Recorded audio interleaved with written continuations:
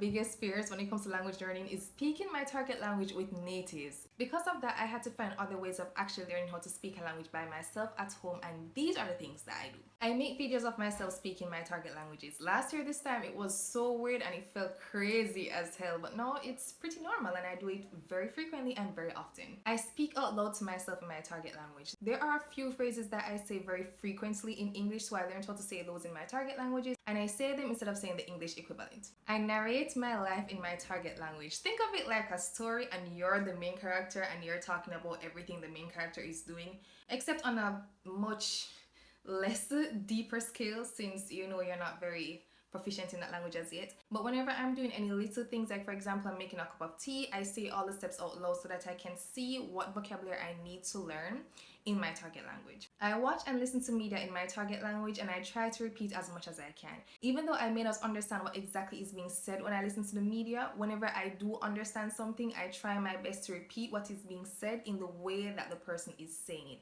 This will help me to improve my pronunciation of words.